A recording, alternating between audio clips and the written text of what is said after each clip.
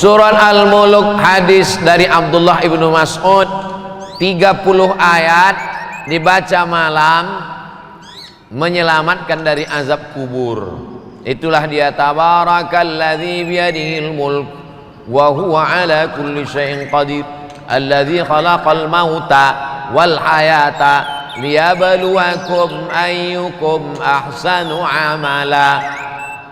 Kalau dibaca surat Al-Mulk itu kita sadar kenapa aku masih hidup sampai hari ini. Alladzi khalaqal mauta, Allah menciptakan mati.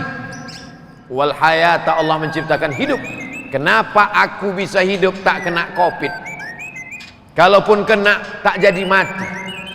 Bukan karena hebatnya obat, tapi karena liyabluwakum ayyukum ahsanu amala. Allah masih memberi kesempatan untuk beramal. Inna salatakum ma'rudatun alayya. Salawat yang kau baca itu akan dibawakan malaikat kepadaku. Lalu sahabat bertanya, kaifa salatuna ma'rudatun alayka wa qad arimta? Bagaimana mungkin salawat kami dibawa ke makammu padahal engkau sudah hancur dimakan cacing tanah? Nabi menjawab, innallaha harramal arda ajsadal anbiya. Allah mengharamkan tanah memakan jasad para nabi. Begitulah nabi yang dimuliakan Allah, sampai cacing tanah pun tidak akan memakan kulit tubuhnya. Tapi kita manusia yang biasa, maka begitu kita mati, kita hanyalah setumpuk daging busuk. Setiap jengkal rumah kita yang membeli tanahnya, kita yang memanggil arsiteknya, kita yang menggambarnya. Hari ini anak istri menunjuk, itu kamar ayah, itu kamar datuk. Tapi sampai masanya, satu jengkal pun rumah itu tidak lagi menjadi tempat kita, karena tak ada yang mau menerima daging yang busuk. Sampai akhirnya kita dihantar. Yatsma'ul mayyita salasun, yang mengantar itu ada 3. Maluhu, hartanya, wa ahluhu, keluarganya, anak, cucu, istri, suami, sahabat, menantu, andai tolan, kawan sekantor, semuanya ikut mengantar. Ramai mereka. Yarji'usnani, tapi yang 2 itu akan pulang ke rumah. Anak yang disayang semata wayang, istri buah hati belayan jiwa. Sampai masanya kita sendiri juga. Walaqad ji'tumuna furada, dulu kamu datang menghadap aku sendirian. Kama khalaqnakum awwala marrah, sebagaimana dulu kuciptakan kau sendirian, kau pun akan datang menghadap aku sendirian. Maka kalau punya harta, pakailah harta yang bisa menemani sampai mati. Shadaqatun jariyah, anak yatim yang diusap kepalanya, sekolah yang dibantu 1-2 sak semen, tanah yang dibebaskan 1-2-3 meter. Itulah yang akan menolong di hadapan Allah. Bersahabatlah dengan sahabat yang bisa menolong, membela di hadapan Allah. Punya anaklah yang dapat berdoa, Rabbighfirli wali walidayya warhamhuma kama rabbayani shaghira. Lain daripada itu hanya tinggal kenangan. Nama tersebut di ujung lidah, bayangan tampak di tepi mata, tapi hubungan putuslah sudah. Idza matal insan, kalau manusia mati, inqata'a, putus. Tapi ada yang akan tetap mengalir. Jagalah yang 3 ini. Ilmun yuntafa'u bih, pelajari ilmu-ilmu yang kira-kira menyelamatkan kita dari azab Allah.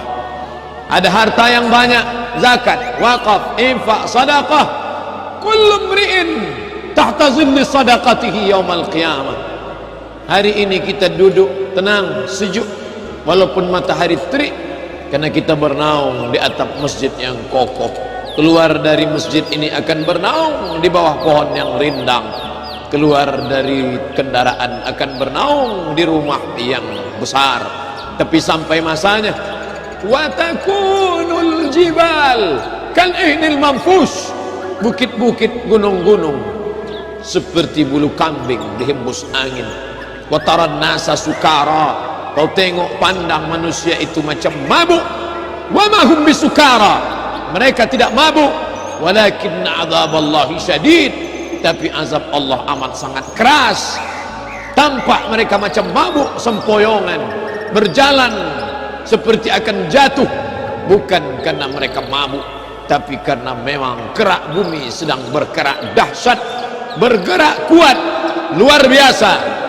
Karena tiang pancangnya gunung bukit tercabut, Dzul Autad memiliki tiang pancang yang kokoh, tapi saat itu tak lagi ada bermakna. Wa yabqa wahidun, yang tinggal cuma satu, wa amaluhu amal, yang hari ini lupa beramal. Fadzakir, ingat-ingatkanlah, inna fa'atiz zikra, karena ingat mengingatkan. Bersahabatlah dengan orang yang mengingatkan. Kalau aku bersahabat dengan engkau, solatku tak tinggal. Kalau aku bersahabat dengan engkau, mataku tak berzina. Kalau aku bersahabat dengan engkau, terus berjamaah ke masjid. Kalau aku bersahabat dengan engkau, aku bersedekah. Yang paling penting, kalau aku bersahabat dengan engkau, hatiku mengingat Allah.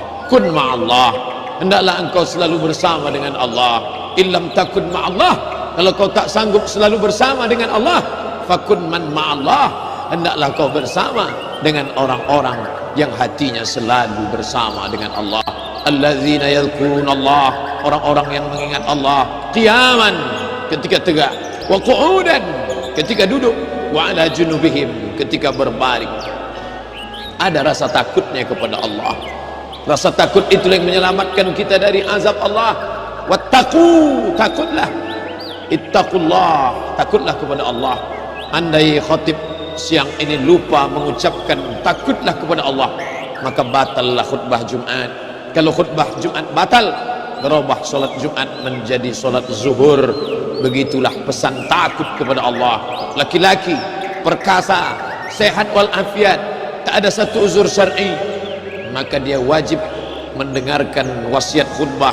Khatib menyampaikan, usikum wa nafsi bitaqwallah, kupesankan kepada diriku, kepada kamu semua wahai kaum muslimin, ittaqullah, takutlah kepada Allah subhanahu wa ta'ala. Kalaulah pedagang-pedagang itu ingat mati, mereka tak akan curang dengan kilo timbangannya. Kalaulah pegawai-pegawai itu ingat mati, mereka tidak akan mark up pembengkakan anggaran biaya dan dana. Kalaulah suami itu ingat mati, dia tidak akan menyia-nyiakan anak istrinya. Kalau guru ingat mati, dia tidak akan curang memberikan jawaban kepada muridnya, hanya ingin nilai tinggi, prestasi, piagam, kebanggaan. Tapi sampainya semua akan diminta pertanggungjawaban di hadapan Allah subhanahu wa ta'ala. Sekecil apa, sebesar apa, apakah ada maaf kalau dia kecil? Faman ya'mal mithqala dzarratin khairan yarah, sebesar biji sawi kecurangan akan ditunjukkan di depan matamu, akan kau lihat dengan mata yang terang, segar bugar, terang benderang. Wa may yaghlul, siapa yang curang, ya'ti bima ghalla yaumal qiyamah, kelak kau akan datang membawa kecuranganmu nanti di hadapan Allah. Tapi Asi bin Wa'il tak percaya. Apakah mungkin tulang belulang akan hidup lagi menghadap Allah? Ya Muhammad, ayuhyi rabbuka hadzal idham ba'dama baliya wa ramma, apakah mungkin Tuhanmu menghidupkan tulang ini setelah dia hancur berkeping? Nabi SAW diam sampai akhirnya malaikat Jibril alaihi salam membawakan jawaban dalam surat Yasin.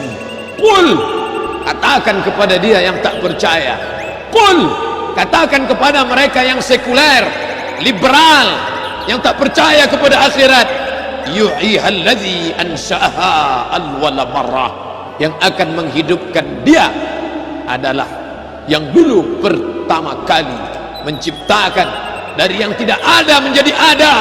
Setelah ada dia buat tidak ada, maka dia maha kuasa untuk mengembalikannya lagi menjadi ada. Ada yang sakit, apakah sakitnya itu karena Allah menghapus dosanya atau karena Allah mengangkat derajatnya? Kita tak tahu.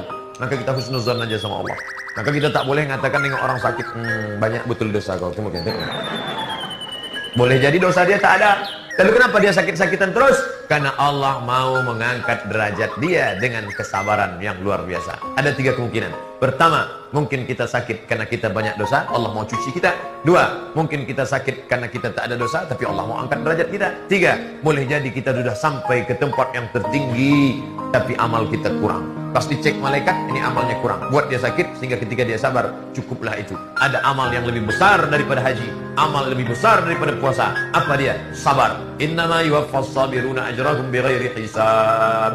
Orang yang sabar menerima ujian Allah, maka dia akan diberikan balasan bighairi hisab. Saya minta maaf pada semua. Mudah-mudahan besok di akhirat, kalau tuan-tuan jumpa saya dalam neraka Allah, tuan-tuan tolonglah minta dengan Allah, ya Allah, aku kenal orang ni ya Allah. Dulu dia mengajar kat jabat kami, tolonglah keluarkan dia daripada neraka Engkau ya Allah. Mana tahu tiba-tiba tuan-tuan jadi ahli syurga. Saya yang mengajar ni tuan-tuan duduk dalam neraka Allah. Tuan-tuan yang duduk depan saya ini duduk dalam syurga Allah. Tuan-tuan tolong jangan tinggalkan saya tuan-tuan. Ini permintaan saya tuan-tuan. Jangan tinggalkan saya. Tuan-tuan cakap dengan Allah, minta dengan Allah. Ya Allah, aku kenal orang ni ya Allah. Dia cakap pandai ya Allah. Amal pun tak ya Allah. Kau keluarkanlah dia. Sebab dia pernah tunjukkan kami buat baik. Walaupun dia tak pernah amal apa yang dia cakap tu ya Allah. Cakap saja pandai ya Allah. Keluarkanlah. Kalau tuan-tuan sayang saya dunia akhirat, besarnya kasih sayang Allah dan besarnya kasih sayang itu yang disebut oleh Nabi, la yu'minu ahadukum hatta yuhibba li akhihi ma yuhibbu li nafsihi, menjadi kesempurnaan iman.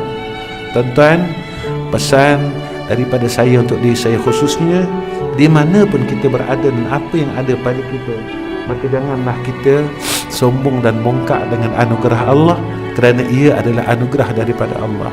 Wa akhirul kalam, assalamualaikum warahmatullahi wabarakatuh.